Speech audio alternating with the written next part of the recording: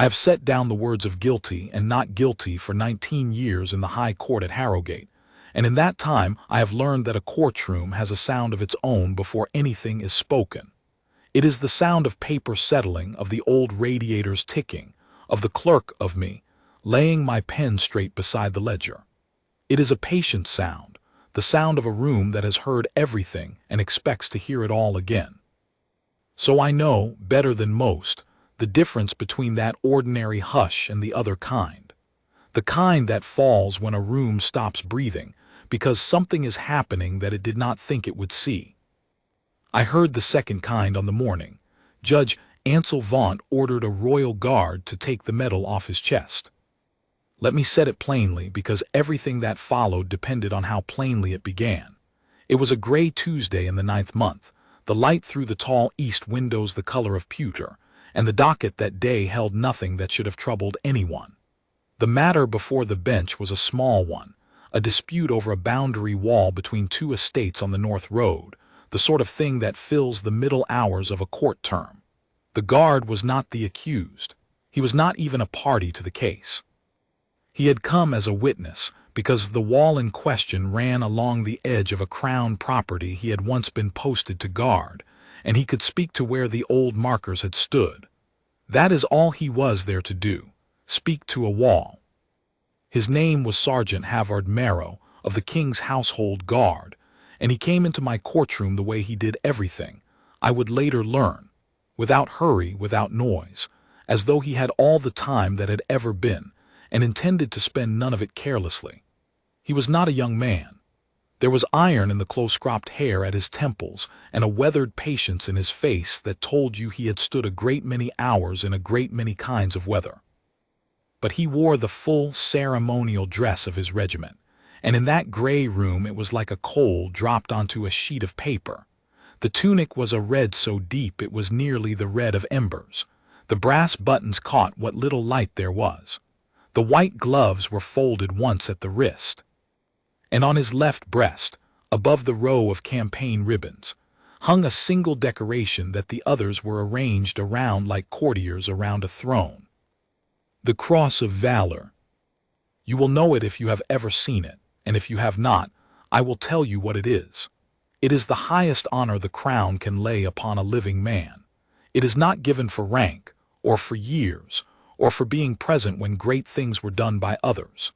It is given for one thing only, and it is given rarely enough that a man may serve his whole life in the king's colors and never once stand in a room with someone who wears it. It is given for valor, for the deliberate, clear-eyed choice to spend your own life on the chance of saving another's, made in a moment when no one would have blamed you for choosing otherwise. The old soldiers have a saying about it.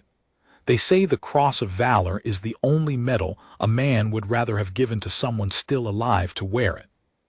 Sergeant Merrow wore his the way a man wears a thing he has stopped noticing, not proudly, not shyly, simply as part of himself. He crossed the floor to the witness box, took the oath in a low, steady voice, and stood waiting to be asked about a boundary wall. He was never asked about the wall. Judge Ansel Vaunt had presided in that court for 11 years, and I had sat beneath his bench for all of them, so I can tell you what kind of man he was without unfairness, because I watched him more hours than I watched my own family. He was clever. No one who ever argued before him doubted it. The barristers who won in his court won by being cleverer, and the ones who lost often lost by being caught in a small untruth he had let them build until it could bear their weight and then would not.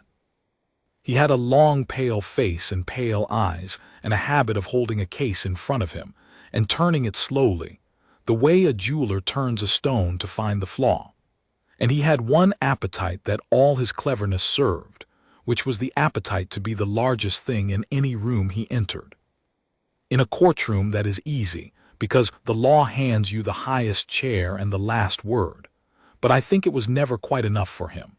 I think he was always looking in the corners of his cases for someone who carried into his room a greatness that had not come from him, and when he found such a person, he could not rest until he had made that greatness smaller. He found it that morning in a red tunic and a single silver cross. "Before we begin," the judge said, and his voice was mild, almost bored, which was how he sounded when he was most dangerous. "The court will address a matter of decorum." I lifted my pen. A matter of decorum is a thing a judge may raise, and I set down that he had raised it, and I waited to learn what the matter was. "The witness," Judge Vaunt said, "appears before this bench in what I take to be full military decoration." "I am on duty, my lord," Sergeant Merrow said. "The regiment requires it." "The regiment does not preside here." The judge let that sit. "I preside here, and it is my long-held view that this courtroom is a place of law, not of pageantry. We do not permit a merchant to appear draped in his wealth. We do not permit a lord to appear in his coronet. Every man who stands in that box stands as one thing only, a witness, equal before the law to every other witness, adorned by nothing but his honesty." He turned the case, found his angle. "That decoration on your chest is not honesty, Sergeant. It is theater. And I will not have my courtroom turned into a parade ground for the benefit of a man who has come to tell me about a wall." The room made a small sound then, not the second kind of silence yet, only the rustle of 40 people leaning very slightly forward. The barristers for the two estates glanced at one another. This was not their case anymore, and they knew it, and they did the wise thing, which was to become very still. "My lord," said Merrow, and there was nothing in his voice but courtesy, "I do not wear it for benefit. I wear it because it was given to me, and because a man does not choose which of his king's orders he obeys, and which he sets aside for the comfort of the room." "Then let me make it simple," said Judge Vaunt, and here his mildness thinned and something colder came through it. "Remove it." I stopped writing. I want to be honest about that because I have thought about it a great deal since. It was not my place to stop writing. The clerk records. The clerk does not react. 19 years I had kept that pen moving through confessions and collapses, and one occasion when a man drew a blade in the gallery, and I had never once let it lift. But when the judge said remove it in that tone to that man wearing that cross, my hand simply stopped, as though the pen itself had refused. And in the pause I made without meaning to, I heard the whole room stop with me. Sergeant Merrow did not move at all.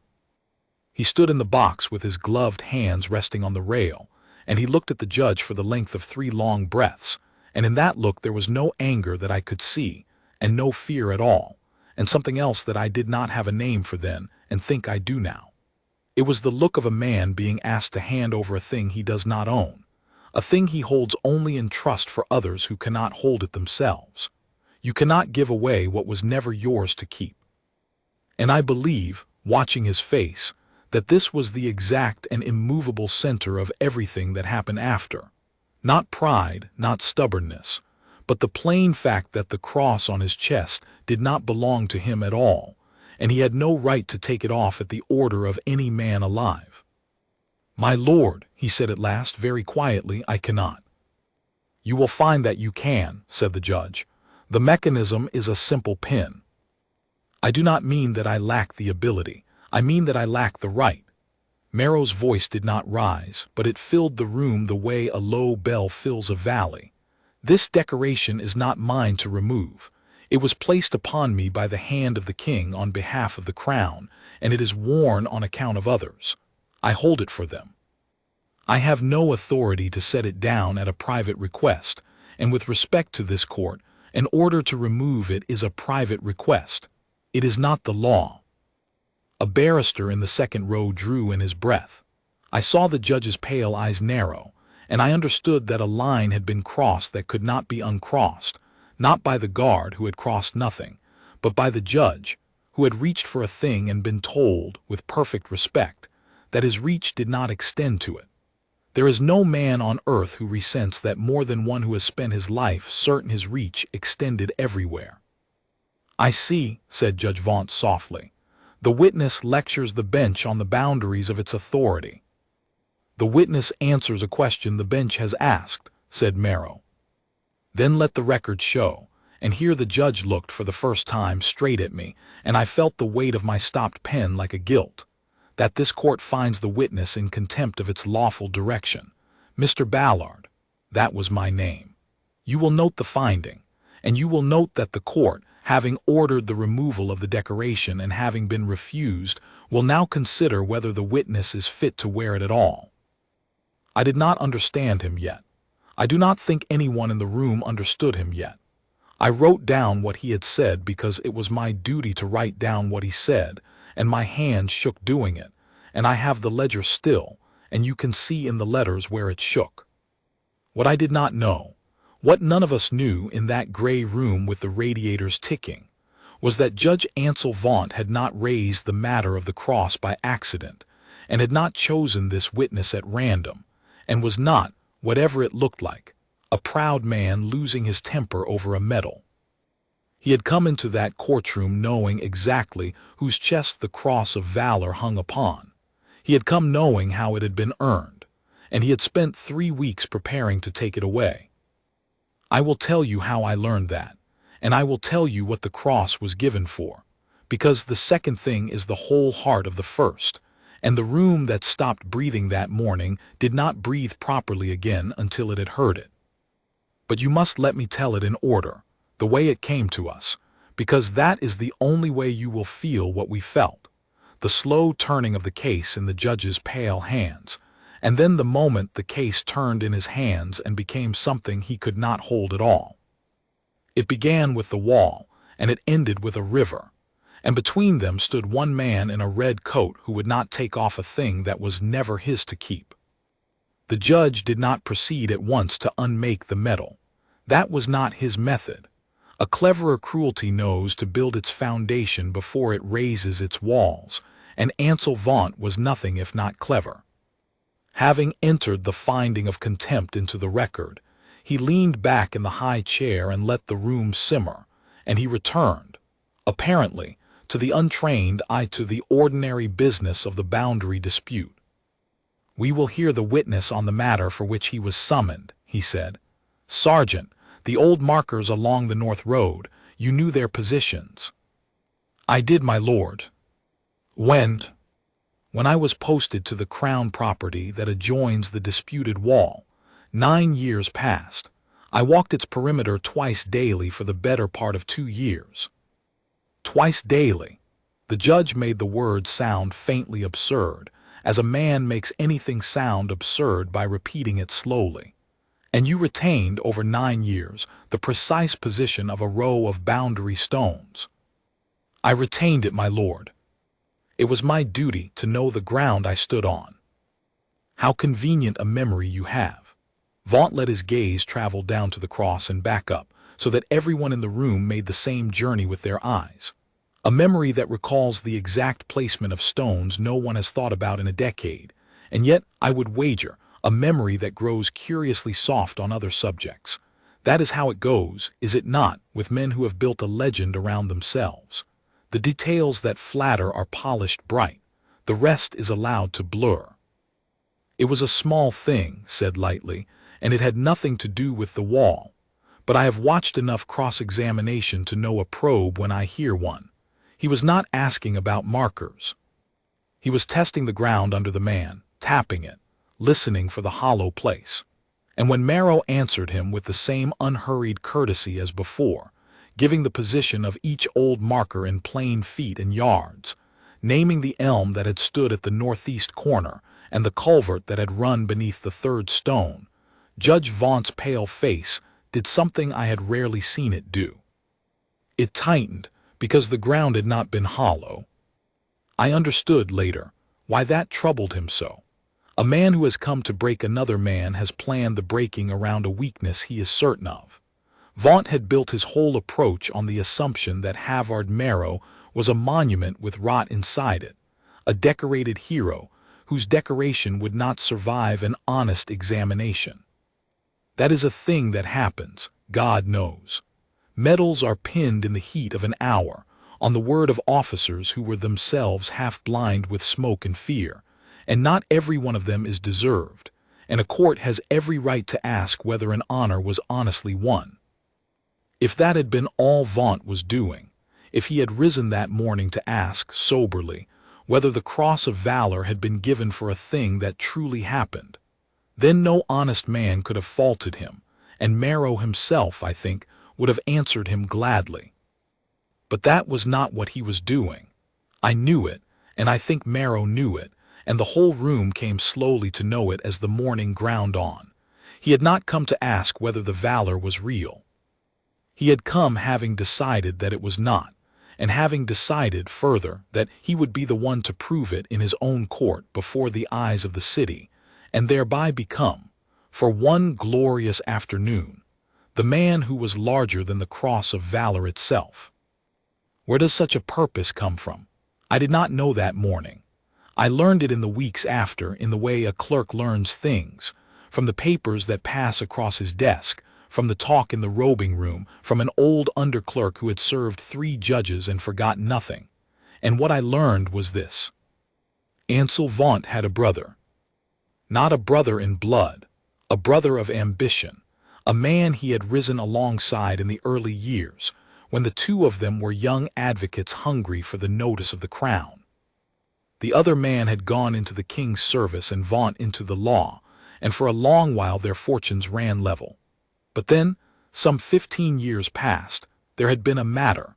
The details were murky, and the old underclerk himself was not sure of them all, in which the king's household had been embarrassed by a scandal, and a review had been held, and Vaunt's brother of ambition had been the man the review destroyed.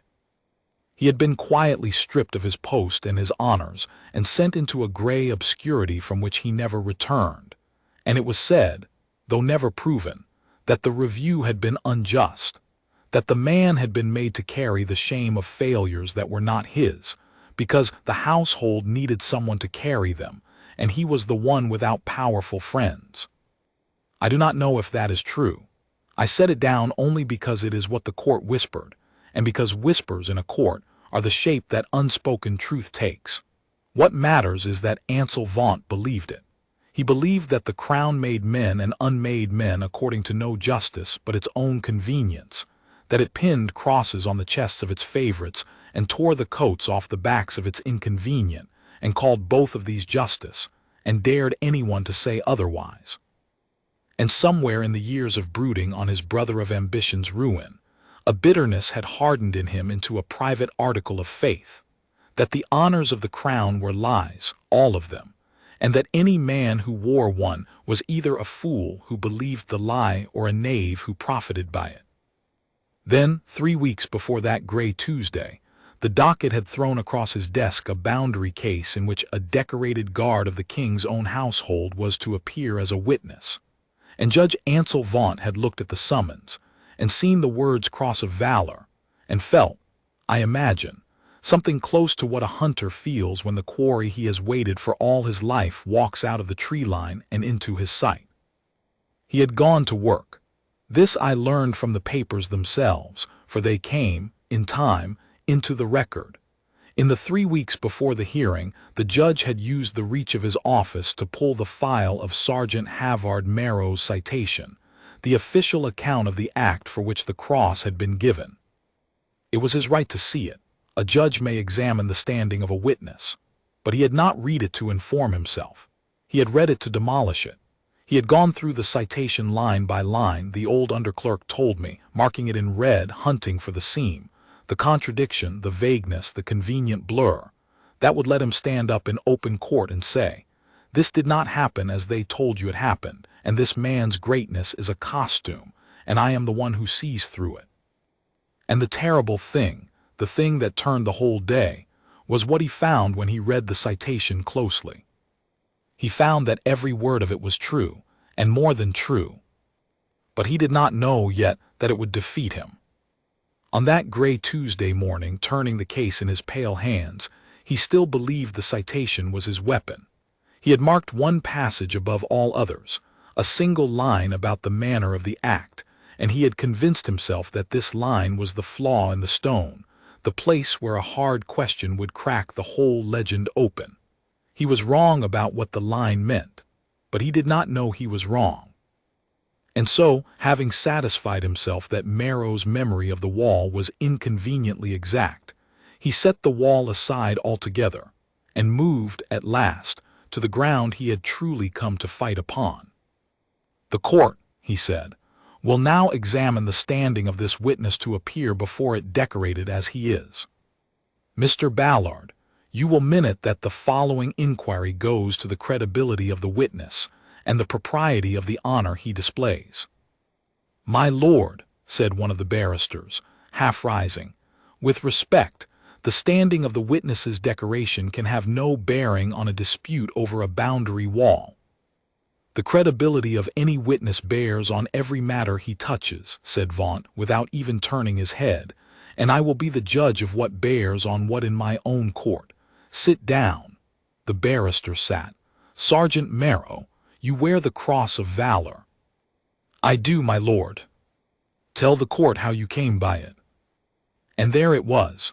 The door swung open, the trap laid, the whole gray room turned toward the witness box like a field of grass turning before a wind.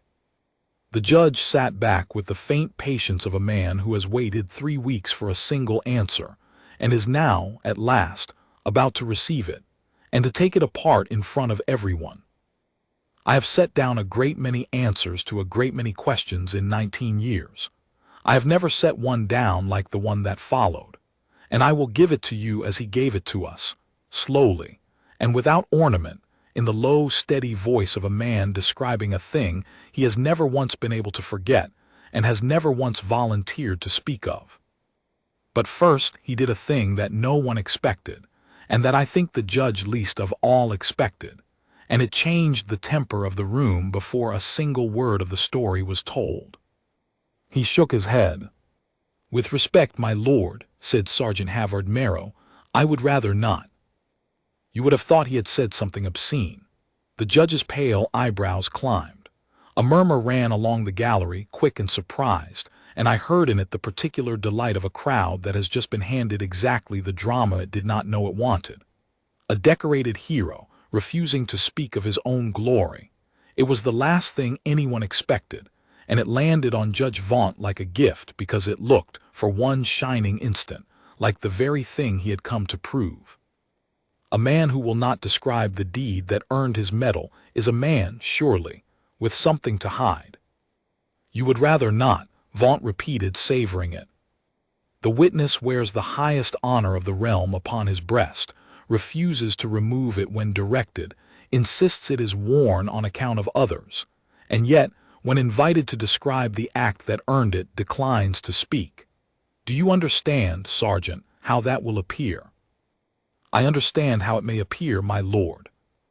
Then explain yourself. Merrow was quiet for a moment. When he answered, he did not answer the judge's clever question. He answered a plainer one, the one underneath it. I do not speak of it, he said, because it is not a story. My lord speaks of the act that earned the medal, and I hear in the words a thing to be told, a feat, an exploit, an evening's entertainment for a courtroom. It is not that. There were men on a river who did not come home to their families, and there was a day I would give a great deal never to have lived through, and there is not 1 hour of it that I could set out in this box as a tale without dishonoring them. So I would rather not. If the court requires me to establish that the medal was honestly given, I will submit the citation, which is a matter of record and states the facts under the king's own seal, but I will not perform it. The men who were on that river are owed a great many things by me. A performance is not among them. I have set down a great many words in my life. I do not think I have ever set down any that shamed a room so completely. The delight went out of the gallery like heat out of an open door. The barristers looked at their papers, and Judge Ansel Vaunt, who had come to prove that the man's greatness was a costume, sat for a moment before a man who had just declined to wear it, and did not seem to know, in that moment, quite what he was fighting. But he recovered. Men like him always recover. Their bitterness is a deep well, and it does not run dry at the first bucket of shame. How noble, he said, and the word had a slick of contempt on it. How very finely put. The reluctant hero, too solemn for the vulgar business of accounting for himself. It is a well-worn costume, Sergeant, that reluctance. I have seen it worn by every kind of man who preferred not to be examined too closely. The guilty and the fraudulent are, in my experience, the most reluctant of all to have their deeds set out in plain daylight. He leaned forward. You will submit the citation since you offer it, and the court will read it aloud, every word, and we shall see whether the facts under the king's own seal survive the reading. He said it as a threat, and I did not understand the shape of the threat until much later, when I understood what he thought he had found in that document. He believed the citation was a fortress with a broken gate. He meant to read it aloud so that the whole room would hear him walk in through the break. And so, with a kind of grim relish, he directed that the sealed citation of Sergeant Halvard Merrow be produced and entered, and he directed me to read it into the record. That is a thing I must tell you because it matters to what I felt. He gave the reading to me, the clerk, rather than reading it himself, and I believe he did it as a further small cruelty, to sit back at his ease and let the machinery of the court, in my flat official voice, deliver the words he intended to tear apart, so that when he tore them apart the destruction would seem to come not from his bitterness, but from the plain operation of justice. I was to be the mouth that spoke the legend, so that he could be the mind that broke it. The document was placed in my hands. It was a single stiff page under a seal I had seen perhaps twice in 19 years, and my fingers were not entirely steady as I unfolded it. I glanced up once, without meaning to, at the man in the box. Sergeant Merrow had turned his face toward me. He did not look afraid or angry or eager. He looked, and this is the thing I carried home that night and could not put down, he looked as though he were bracing to hear a hard thing read aloud in a public place, the way a man braces at a graveside for words he already knows will hurt. He had said it plainly. It was not a story to him, and I was about to make it one, in open court, at the order of a man who wished to profane it. I am not a brave person.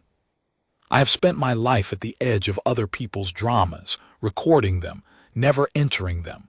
But I remember thinking, as I looked at the seal, that I would read it as though the men on the river were in the room. That was the only decency available to me, and I took it.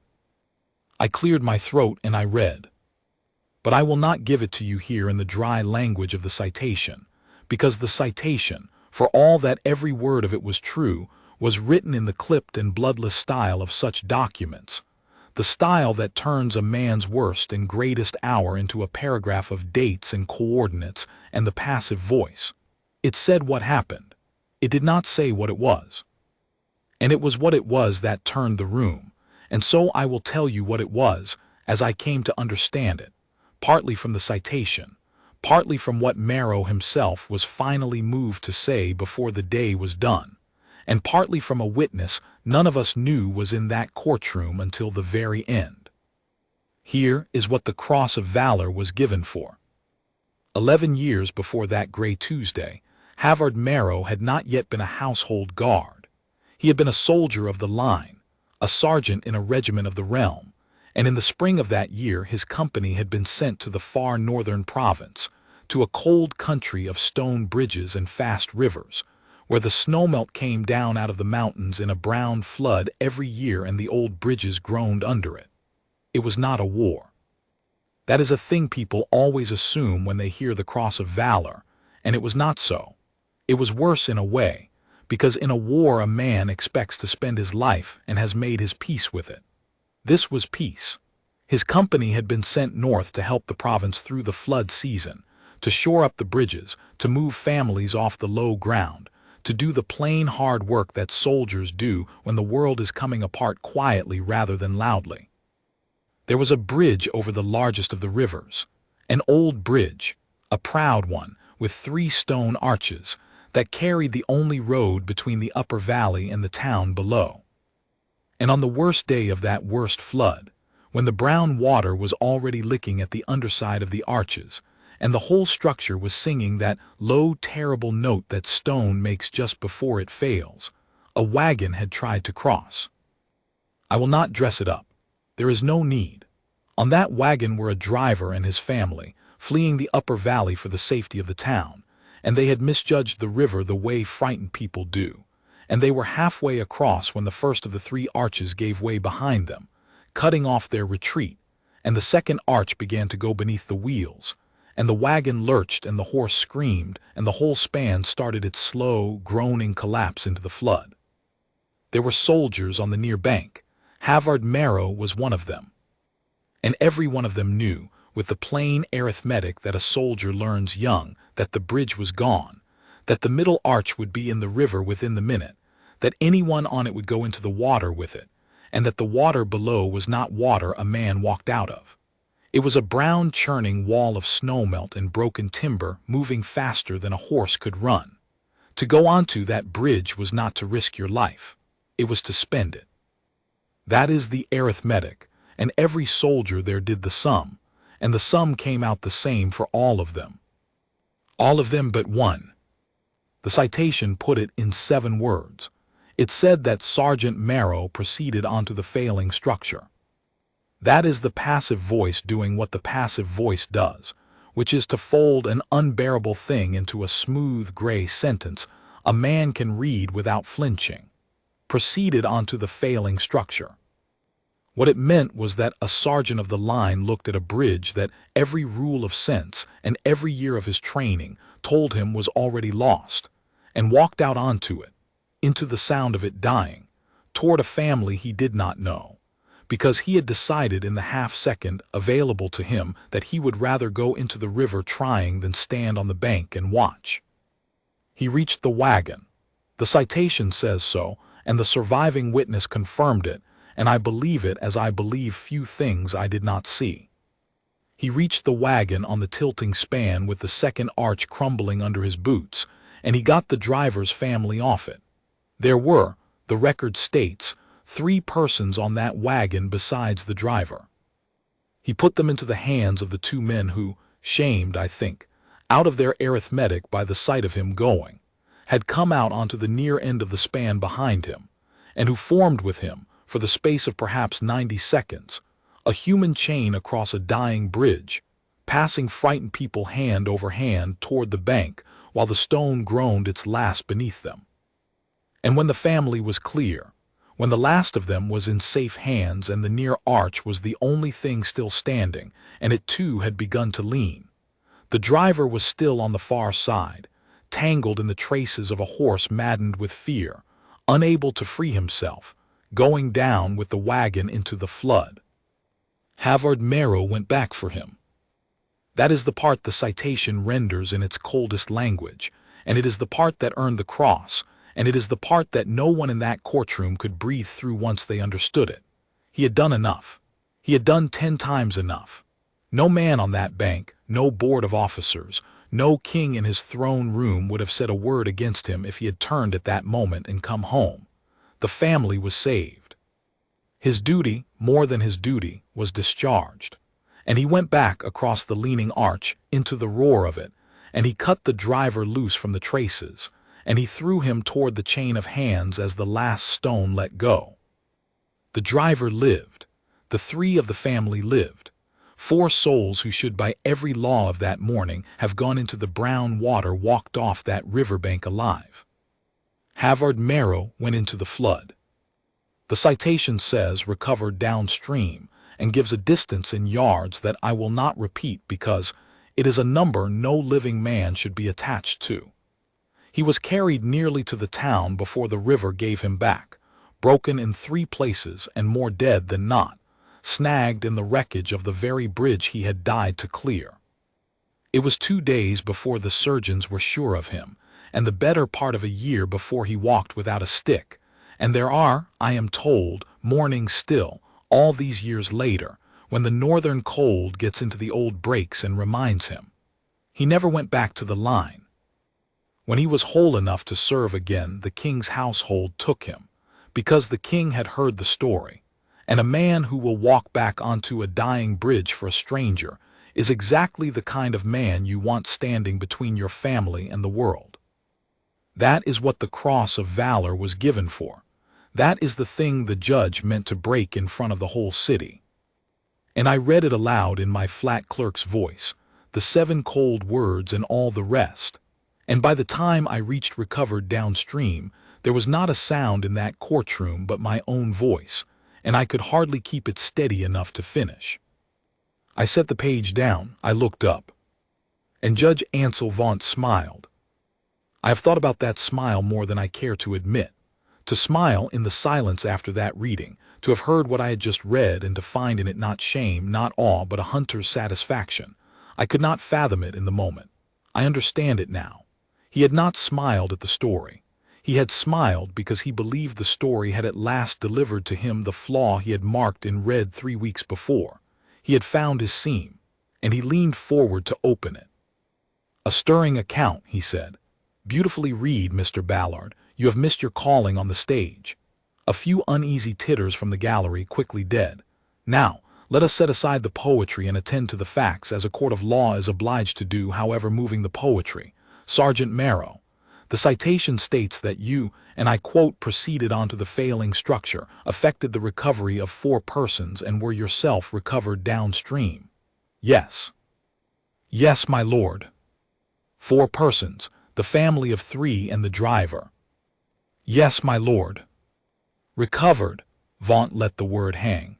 "Not saved, recovered. An interesting choice of word in a document that chooses its words under the king's seal. One recovers a body, one recovers property from a river. Recovered is the word for what is done to a thing after the fact."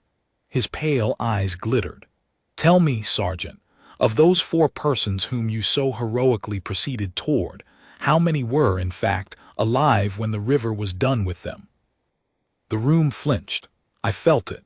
It was a foul question and a clever one, and I saw at last the whole architecture of his cruelty.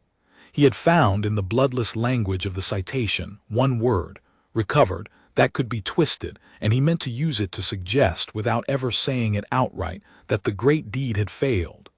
That Merrow had gone onto the bridge and come off it having saved no one at all. That the cross had been pinned not on a triumph, but on a beautiful, tragic, useless gesture, dressed up by the household as a triumph because the household needed heroes, and the truth was inconvenient. It was the exact shape of his old bitterness, laid like a template over this new man. The crown makes lies of its failures and calls them valor. And it might have worked. That is the thing I have never been able to shake. If Merrow had answered in anger, if he had faltered, if the 4 he saved had been, as the judge was gambling, only names on a page whose fates no one in that room could speak to, then the seed of doubt was planted. And doubt, once planted in a courtroom, grows in the dark whatever the truth. The judge had gambled everything on there being no one to say otherwise. On the 4 of them being far away, or long dead, or forgotten. On the river having swallowed not only the men but the witnesses. Sergeant Merrow set his gloved hands very still upon the rail. "All 4 were alive, my lord," he said quietly. "The word recovered in the citation refers to me. I was the one recovered from the river. The 4 I went for were put onto the bank alive by my own hands, and the hands of the 2 men who came out behind me. They did not go into the water. I did." "So you say," said Vaunt. "So you say, 11 years later, with no one to gainsay you, in a box where your word is worth precisely as much as the metal you refuse to remove. It is a moving account, Sergeant. But this is a court, and a court does not run on moving accounts. It runs on evidence. And I put it to you." He raised his voice and turned it toward the gallery, playing now to the whole room. "That there is not one soul in this city who can stand up and swear that a single life was saved on that bridge. Not one. That the Cross of Valour you wear was given for a gesture, a splendid, doomed, expensive gesture, and dressed up afterward in the language of triumph by a household that could not admit its rescue had failed. I put it to you that you have worn, for 11 years, a lie made of silver, and that the reason you would rather not tell the story is that you know, in whatever conscience remains to a man who has profited so long by it, that the story does not end the way the metal pretends." It was monstrous. I set down each word of it with a hand gone cold, and I remember hating him, which a clerk is not supposed to do to the man he serves. And Sergeant Merrow, God help me, said nothing, because there was nothing he could say. He could only assert again that it had happened as he described, and his assertion was, as the judge had cruelly and correctly observed, only his word. The gallery had gone silent in a new way, an uncertain way, the way a crowd goes when a doubt has been let loose among it. I saw it happening. I saw the doubt spreading. The judge had built his trap on the assumption that the river had eaten all the witnesses, and in the silence of that courtroom it looked, terribly, as though he had been right. That is when the door at the back of the courtroom opened. It did not fly open, nothing so dramatic. It opened the way a door opens when someone who has been standing outside it, gathering himself, finally decides. A wedge of cold corridor air came in, and a man came in with it, and the whole room turned, because a room that has been holding its breath will turn at anything. He was an old man, or nearly, weathered, stooped a little at the shoulders, dressed in the plain good clothes of a countryman who has put on his best to come to the city. He held his hat in both hands in front of him, turning the brim, and he stood just inside the door blinking at the light and the faces, a man plainly unused to grand rooms and plainly determined not to let that stop him. Behind him in the doorway hovered the court usher, half reaching to bar his way, uncertain whether to. "This is a sitting court," said Judge Vaunt sharply. "You will remove yourself, sir, or the usher will remove you." "I'll not stay long, my lord," said the old man. His voice was rough and carrying, the voice of a man used to speaking across open ground. "But I'll not be put out neither, till I've said the one thing I come to say. I've traveled 2 days to reach this room. I read in the paper that this court was to hear Sergeant Halvard Merrow give account of the North River Bridge." He lifted his chin. "And I'll not sit in a coach 2 days, and then sit in that corridor. While a judge tells this room there's not a soul alive who can speak to what happened on it. Because there is, my lord, I'm him." The silence that followed was the deepest of the whole day. I looked at Sergeant Merrow. For the first time since he had entered my courtroom, the perfect composure of his face broke, not into fear, not into triumph, but into something raw and unguarded and almost unbearable to watch. He had turned toward the door, and he was staring at the old man, and his gloved hand had risen halfway to his own chest, and his mouth had opened as if to speak a name. "You," he said, "just that. You lived then, you truly lived." "I and my boy and his wife and their little one," said the old man, and his rough voice cracked clean across the middle of it. "All 4 of us that you pulled off that bridge, Sergeant, all 4 alive. My grandson's a grown lad now with a trade and a girl he means to marry, and he would not be, and none of us would be, and there's not a day in 11 years I've sat down to my supper without knowing exactly whose doing it was that I had a supper to sit down to. Now I must be careful here, because this is the part where a lesser telling would let the room erupt, and it did not erupt, not yet, and the reason it did not is the whole marrow of what happened. Judge Ansel Vaunt did not crumble. A weaker cruelty would have. But Vaunt was clever to the last, and cornered cleverness does not surrender. It changes its footing. In the half-instant that the old man's words landed, I watched the judge's pale face perform a swift, cold recalculation, and I watched him decide, with a gambler's nerve, to fight on the new ground. "An affecting interruption," he said, and his voice was perfectly level, "and a convenient one." He let convenient sit as he had let recovered sit.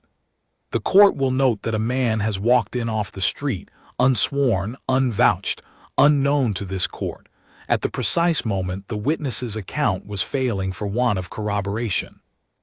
The court will further note that we have, in this room, no proof whatsoever that this person is who he claims to be, nor that he was on any bridge, nor that he is anything but a friend or a hireling of the sergeant's, produced at the useful hour. I have seen more than one desperate case rescued by a stranger with a story, sir. You will forgive a court its caution." He was reaching, and I think he knew he was reaching, but he reached with such icy assurance that the doubt in the room, which had begun to lift, hung suspended again. It was a genuinely fiendish move. He had turned the very thing that should have destroyed him, a living witness, into fresh grounds for suspicion, simply by refusing to be moved by it, and by casting the suspicion outward onto the old man. And for a terrible moment it held. The gallery, which had swung toward wonder, swung back toward uncertainty. That is the power a judge has, and Vaunt had spent 11 years learning to wield it. The power to make a room doubt what its own heart has just told it. "I have proof," said the old man. "Everyone has proof," said Vaunt, "until it is examined." "Then examine this." And the old man, Corin was his name, I would learn, Alder Corin, a smallholder of the upper valley, came forward down the aisle, still turning his hat in one hand, and from inside his good coat with the other, he drew out a folded square of oilcloth, and he unwrapped it there in the well of the court with the slow care of a man handling the most precious thing he owns. Inside was a piece of leather. A strip of harness, old, cracked, blackened, the kind of thing you would step over in a barn without a glance. "This is off the traces of my horse," he said. "That went down with my wagon into the North River 11 years past. When they recovered the sergeant downstream, half dead, this was still in his fist. He'd cut my boy's father, my son, free of the horse, and thrown him to the bank, and the river took the sergeant with the traces still gripped in his hand. When they pulled the sergeant out and pried his fingers open, this is what was in them. The surgeons gave it to me while I sat by the sergeant's bed praying he'd wake, because they said," and here his voice went to pieces entirely, and he had to stop and begin again, "because they said a man who'd hold onto the thing he'd saved a stranger with, all the way down a flooded river and half to death, ought to have someone who remembered why he'd done it. I've carried it 11 years. I brought it 2 days in a coach to give back to the man it belongs to. I never dreamed I'd have to bring it to prove to a judge that he's not a liar." He held it out across the well of the court toward the witness box. And Sergeant Halvard Merrow, the man who had stood unmoved through an order to strip off his highest honor, who had refused to perform his own valor, who had endured being called a wearer of a lie made of silver without so much as raising his voice, looked at that cracked strip of leather in the old man's shaking hand, and his composure did not so much break as simply set itself down, the way a soldier at last permitted to stand at ease sets down a rifle he has held for a very long time. He came out of the box. He was not directed to. He simply came, down the 2 steps and across the floor, and he took the strip of harness leather from Alder Corin's hands with both of his gloved ones, and the 2 men stood there in the middle of my courtroom, the old smallholder and the king's guard, with a piece of ruined leather held between them, and neither of them able to say a single word. That was when the room finally broke, not into noise, into something quieter and far harder to sit inside of.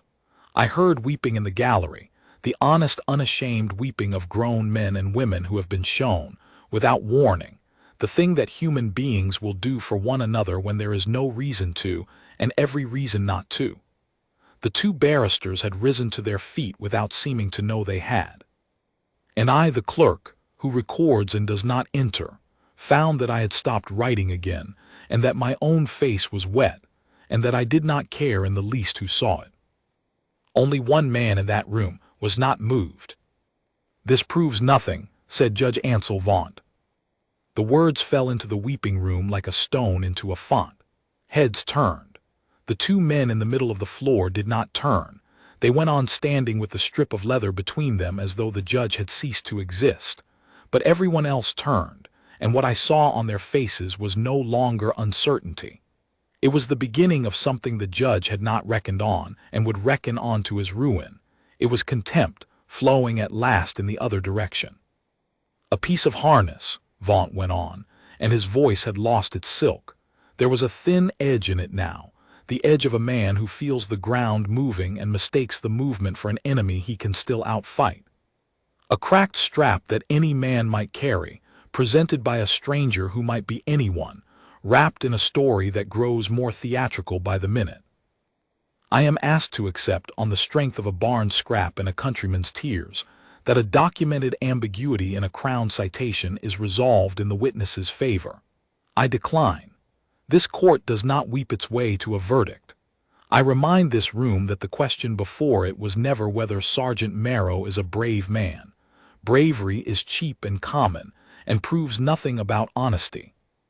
The question was whether he has stood before this bench decorated in an honor whose foundation cannot bear examination. And I find that it cannot. I find that we have a citation full of convenient passive constructions, a witness who refused to account for himself, and a corroboration that appeared, unsworn and unvouched, at the exact hour it was needed. On that basis, I intend to make a formal report to the Crown recommending that the award of the Cross of Valour to this witness be reviewed, and if my findings stand, rescinded. And I intend. You intend nothing of the kind.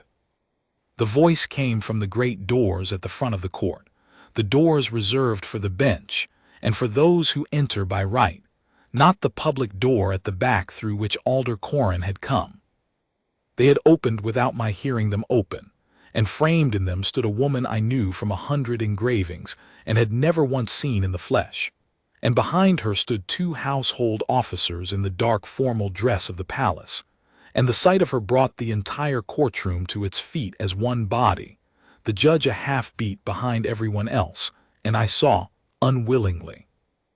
It was the Princess Adela, the king's own sister, the lady who, by long custom, held the honors of the realm in her particular keeping, who sat upon the council of the cross itself, the body that decides in the king's name who shall bear the highest decoration and who shall not.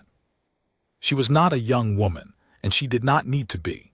She carried herself with the plain, unhurried authority of someone who has never in her life had to raise her voice to be obeyed, and she carried in one hand a slim leather folder that I would learn in a moment held the whole undoing of Ansel Vaunt.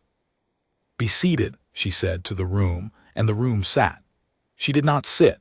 She came a few steps into the well of the court, and she looked, not at the judge first, but at the 2 men standing in the middle of the floor with the strip of leather between them, and something in her face softened and then hardened again, and when she finally turned her eyes to the bench, they had gone cold as the pewter light in the windows.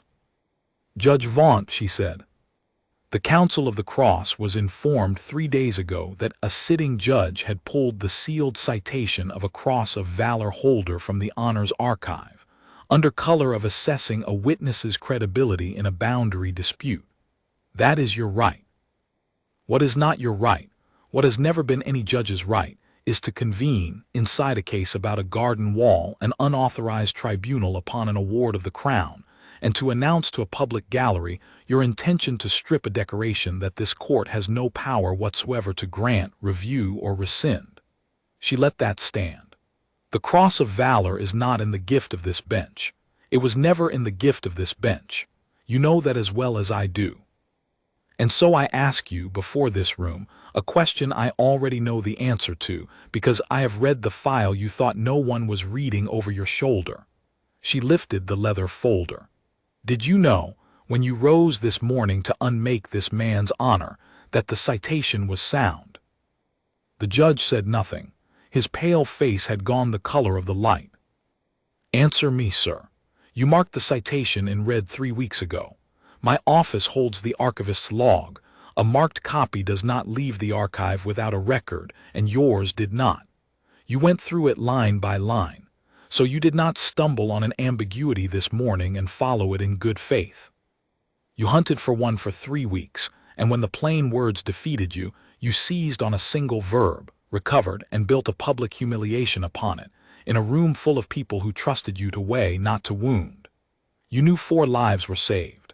The corroborating record was in the very file you marked, the surgeon's account of the traces, the names of the rescued, the deposition Alder Corin gave at the time, all of it in the file in your hand 3 weeks ago."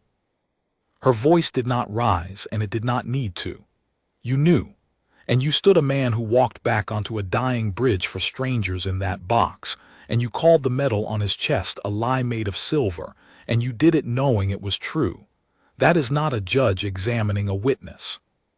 That is a man using the highest chair in this hall to settle a private grief against the Crown, upon the nearest wearer of its honor. I understood then everything the whispers had told me and more. She knew about the brother of ambition. She named him, not aloud in that room. She was too careful of the man's memory for that. But she let the judge see, in her cold eyes, that she knew the true root of the whole performance, and I watched the last of his composure go out of him like a light behind a shutter. "I did not," he began. "You did," said the Princess Adela, "and there are 40 witnesses to it, and the court's own clerk has it word for word." Her eyes came to me for a single instant, and I have never in my life felt so seen. "Mr. Ballard has recorded this morning faithfully, I am sure. He is known for it." I bowed my head. It was all I could do. She turned then, at last, to the 2 men in the middle of the floor, and everything cold went out of her. "Sergeant Merrow," she said, and her voice was different now, low and grave. "The Crown does not require you to perform your valor for anyone, and it should never have been asked of you here.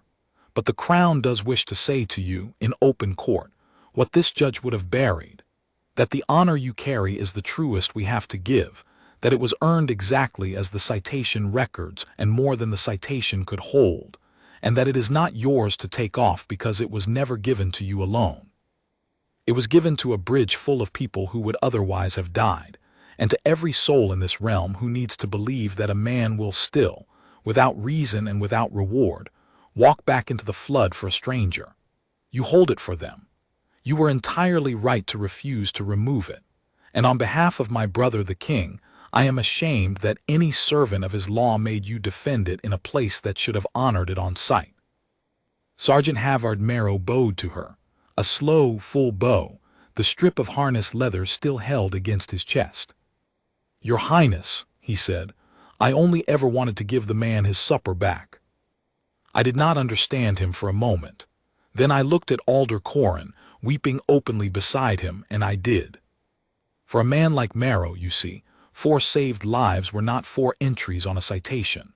They were 4 suppers, 4 hearths with someone still sitting at them, a boy who grew up to have a trade and a girl he meant to marry. That was the whole of the reward he had ever wanted, and he had gone 11 years without knowing whether he had it, because he had never asked, because to ask would have been to make a story of the men on the river, and he would not. He had walked off that bridge and into the flood believing he might have died for nothing, that the family might have been lost after all, in the water, past his saving, and he had carried that not knowing 11 years rather than turn it into a tale he could tell. And now, in the last place on earth he would have chosen, in a courtroom where a judge had called him a fraud, an old man had walked in off the road and set the not knowing down forever. He had his supper back. He had, at last, the only thing the cross had ever meant to him. That is why he had refused to perform it. He had been protecting the men on the river from becoming entertainment. And it turned out, this is the part I have never gotten over, that in guarding their dignity he had left himself defenseless, because he had also refused to arm himself with the proof that would have shielded him. He could have silenced Vaunt in the first 10 minutes by naming the survivors, by demanding the corroborating record, by turning his valor into the weapon it could so easily have been. He would not. He would rather be called a liar than make merchandise of the dead and the living he had carried.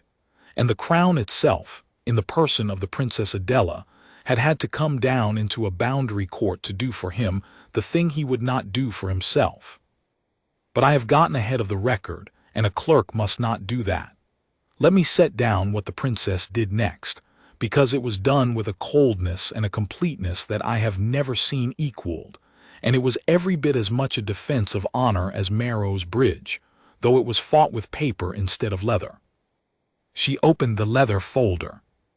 "Before I came to this court," she said, addressing the bench and the room together, "I had the Honors Archive send me the full record you consulted, Judge Vaunt, together with the archivist's log of what you saw and when. I will read 3 things into this court's record, and then I will be finished with you, and this court will be finished with you." She drew out a page. First, the deposition of Alder Corin, sworn 11 years ago before a provincial magistrate within the week of the flood, describing the loss of his wagon on the North River Bridge and the rescue of himself, his son, his son's wife, and his grandson by a sergeant of the line who went twice onto the failing span and was himself carried away by the river. Sworn, sealed, witnessed. It has been in the Crown's archive for 11 years. It was in the file you marked, sir. You read it. It names all 4 survivors, and it is the corroboration you told this room did not exist. The judge said nothing. There was nothing to say. Second, another page. The surgeon's account from the town below the bridge, describing the condition in which Sergeant Merrow was recovered from the river, and noting, I quote their own hand, that the patient was found gripping a length of harness traces, which he would not release even in his insensibility, and which was understood to have been cut from the drowning man's horse in the course of the rescue. That is the strip of leather you saw a moment ago, sir, and called a barn scrap that any man might carry. It is described under a surgeon's oath in the file you marked 3 weeks ago. She set the page down. You did not present a barn scrap with suspicion because you doubted it. You knew precisely what it was. You had read the description of it in your own hand. You feigned doubt to poison a room. I heard somewhere in the gallery a single low sound of disgust. The princess did not acknowledge it, but she did not need to. She had become, by then, the voice of the whole room's feeling, and she knew it. Third and last. She drew out the final page, and this one she held a moment before she read it, and I saw her jaw tighten. The recommendation of the original Board of Award, 11 years past, upon which the king bestowed the Cross of Valour. I will read its closing sentence, because you would have had this court believe the award was a household fiction dressed up in fine language, and I will not let that stand in a room where it was said. She read, and her voice, for the first time, was not quite steady. The board observes that the sergeant, having already effected the safe recovery of 3 persons, and being under no further obligation of duty or honor, elected to return alone onto a collapsing structure into certain mortal danger for the sole purpose of freeing a 4th, a stranger to him, and that he accomplished this, and was himself lost to the flood in doing so. The board has considered a great many acts of courage in the discharge of its office. It has rarely considered one in which a man so completely, so deliberately, and so needlessly spent himself for another. The board recommends the Cross of Valour and records its opinion that the honor is the lesser thing beside the deed. She folded the page and closed the folder. The honor is the lesser thing beside the deed, she repeated quietly. That is what the men who examined this case 11 years ago wrote of it, and you, sir, sitting where you sit, would have unmade their finding with a twisted verb and a countryman's grief, to nurse an old wound that has nothing to do with this man at all. The Cross of Valour is not yours to touch. It was never in danger from you. Only this man's peace was, and you spent it freely for your own bitter comfort. That is the whole of what happened in this room this morning, and it is now in the record, and the record does not forget. She turned to the room. This court is not competent to review an award of the Crown, and no report of Judge Vaughan's recommending the review or rescission of Sergeant Merrow's cross will be received, entertained, or acted upon by any office of the honors, now or ever. I have already instructed the archive to that effect, and I speak in this with the King's authority. The boundary matter that was properly before this bench will be reassigned to another judge and heard afresh, on its own small merits, by someone who can be trusted to keep a garden wall a garden wall. And then, at last, she looked directly at Ansel Vaughant, and she said the thing that ended him. As for you, sir, the conduct of a judge is not in my keeping. It is in the keeping of those who appointed you, and they will hear of this morning in full, from the record and from me, before the week is out. I do not doubt what they will find. A man who will abuse the highest chair in a hall of justice to strip a hero of his honor for spite has told them, more plainly than any complaint could, exactly how much justice he holds in trust. I expect they will relieve him of the burden. She was right, but that came later. In the room itself, in that moment, Ansel Vaughant did the only thing left to a man whose every weapon has been turned in his hand. He rose, white and rigid, and he opened his mouth as if to salvage something with one more clever word. And then he looked out at the room, at 40 faces that had turned entirely against him, at the old smallholder and the king's guard and the king's sister and the weeping gallery, and whatever he had meant to say, he did not say it. There is no cleverness that answers a room that has stopped believing you. He closed his mouth. He gathered his robe. And he left the bench, not by adjourning the court, which he no longer had the standing in that room to do, but simply by walking down from the high chair and out through the door behind it, a smaller man with every step, into a corridor and an obscurity that I do not think he ever climbed out of. I heard in the months after how it ended for him. The Princess Adela was as good as her word.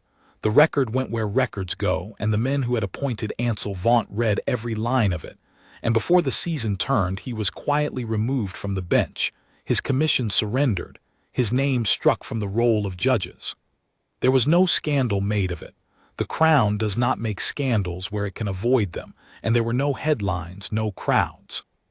He simply ceased to be a judge, and went to live out his days in a house on the North Road not far, as it happens, from the very boundary wall that had brought him his ruin, and I am told he was seen sometimes walking the lanes there alone, and that he spoke to no one and that no one spoke to him. I do not rejoice in it. I record it. A man who spends his life certain that all honor is a lie will in the end be believed, but only about himself. That is the whole of the justice that fell on Ansel Vaunt, and it was justice enough, and it was of his own making. But the court after he left, it was not a court of ruin. That is the thing I most want to set down, because a story that ends on the fall of a bad man ends in the wrong place, and what happened in that room after the judge was gone was not about him at all. For a moment no one knew what to do. A courtroom without a judge is a strange, unmoored thing. And then the Princess Adela, who had every right to sweep out with her officers and leave the rabble of it to the ushers, did not sweep out. She crossed the well of the court to where Sergeant Merrow stood beside Alder Corin, the two of them still half turned toward each other over the strip of leather, and she looked at that ruined harness in the guard's gloved hands, and she asked, not commanded, asked, whether she might see it. Merrow gave it to her. She held it a moment, the king's sister holding a barn scrap that had come down a flooded river in a dying man's fist, and then she gave it back, and she said something to him too low for the record, and he bowed his head to hear it, and whatever it was, it is not mine to have written down, and I have never written it, and I never will. Then she did the last thing, and it is the thing the gallery rose for, and it is the thing I close the account upon. She turned to Alder Corin, the old smallholder, out of place and travel-worn, still turning his hat in his hands, and she thanked him. She thanked him, the king's sister, for coming 2 days in a coach to give a piece of leather back to the man it belonged to, and for standing up in a strange grand room where a judge had ordered him out, and for refusing to be silent when silence would have let a lie stand. You did not have to come, she said. No law compelled you. You came because a debt was owed and you meant to pay it, and because you could not bear to sit in a corridor while a good man was called a liar. That is a kind of valor too, sir. It is the kind the realm runs on, and the kind it never gives a medal for, and I would have you know that today at least it was seen. And she inclined her head to him, a small bow from the highest lady in the room to a countryman with mud still on his good boots, and Alder Corin, who had wept through the whole morning, could not weep at that. He simply stood very straight and held her eyes and said, "He gave me my family back, my lady. Anybody would have come." Which was not true. No one else had come, no one else in 11 years, and only he had carried the leather 2 days to a court. But he believed it was true, and that belief was the exact same thing that had sent Halvard Merrow back onto the bridge. The good ones never think they have done anything unusual. That is how you know them. The court reconvened later under another judge, and the boundary wall was settled in an afternoon, and the two estates went on disputing about smaller things for years, as neighbors do. None of that is worth the ink. But I kept my ledger from that gray Tuesday, and I have it still, and every so often I take it down and read the shaking letters where the pen refused to stay steady, and I remember. Sergeant Halvard Merrow went back to his post. Of course he did. There was never any question of anything else. The next morning he stood where he had stood the morning before, in the red tunic and the tall bearskin, the white gloves folded once at the wrist, the row of ribbons and the single silver cross above them, motionless at the gate, eyes forward, a man who does not move and does not speak and does not break, until duty or honor demands it. The tourists filed past and filmed him and thought him a statue, and did not know and could not have known that the statue had walked back onto a dying bridge for 4 strangers, and had carried the not knowing of it 11 years, and had stood in a court of law and refused to take off, at the order of a proud man, the thing that was never his to keep. He wears it still. He wears it for the family on the bridge. He wears it for the old man who came 2 days in a coach. He wears it for every soul who needs to believe that a man will still, without reason and without reward, walk back into the flood for a stranger. He told the princess he had only ever wanted to give a man his supper back, and I believed him, and I believe him now. And when people ask me, as they do, for the story has traveled as such stories will, what it was that the judge found when he pulled that citation apart looking for a lie, I tell them the truth, which is the only thing worth the telling. He found a man who was exactly what his medal said he was, and more than the medal could hold. He found that some honors are earned so completely that no clever man, in no high chair, with no cold power at his command, can ever take them off. And he found it out in front of everyone, which is the one place a man like that cannot bear to be taught anything, and that in the end was the whole of his sentence, and the whole of Halvard Merrow's vindication, and the whole of what I set down with a shaking hand on a grey Tuesday in the 9th month, in the High Court at Harrowgate, where I have recorded the words of guilty and not guilty for 19 years, and never once before or since recorded a morning like that one. The pen is steady now, but I remember when it was not, and I am not ashamed of it. Some things a clerk is right to shake to write down,